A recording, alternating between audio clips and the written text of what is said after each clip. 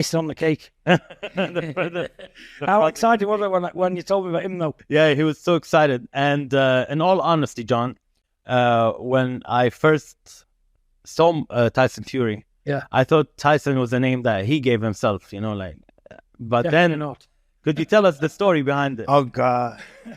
I've watched this man since he first turned pro in early 1985. Is that right, Mike? I've watched everything he's done. I didn't have any money. I had no electricity, no running water. All I had was a petrol generator. You had to pull a string out to make it work. Yeah. And I used to get up at 3:10 in the morning, start my generator, ready for this guy to rock and roll. Wow. You know, and I spent my whole life admiring him, you know, and I felt sorry for him at the same time because, you know, for a guy, when Cuss died, he was like a father to you. Well, He was my father. he was his father.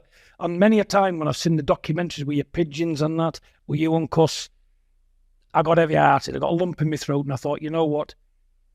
If he could come here and meet us, we could be his brothers. Yeah. My father could have been his father, you know, and looked after him for the man he is, not for what people can get out of him. Right. And he knows that now, but we all know. Time, man. Stop. Don, you were saying. Yeah, and like I said to the wife, I said, the next son I have, I'm calling him after this great champion, Tyson. And he was the most unlikely child ever to be called after this king of the ring.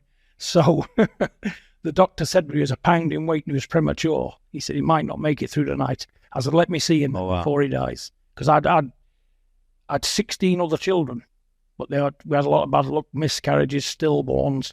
I was no stranger to that. So when they told me he was struggling, I was no stranger, but I said, let me see him before anything happens. And when I seen him, I went straight to the ICU thing, and his eyes lit up, and he put his fist up like that. I touched his little body, and I my full hand covered his body. And I got the warmest feeling a man could ever have. The warmness, the sensation. And I looked back and I looked at these doctors. I said, hear these words. He's not only going to live, he's going to be nearly 7 feet tall, 20 stone, the next heavyweight champion of the world, and his name's Tyson. Wow. Great man. It was in August 1988, but this man was in full swing. Wow. Nobody beat him in the 80s. Nobody would have beat him, only he had bad guidance, bad people around him, nobody looking after him. Everybody wanted a piece of this young man, and he had no one to turn to. Yeah. Who had his back properly. Am I right in saying this, Mike? Yeah, that's true. You know, so it is what it is. I've studied this guy probably as much as a great Customato's probably studied him, you know what I'm saying? But listen, it's an honour for me to call my son after this man. Thank you. And he even said, you know, Mike, that's not his real name. His name's Luke. I said, forget Luke. Forget Luke. Tyson. Luke's his middle name. Tyson's his name. Tyson Fury. Wow.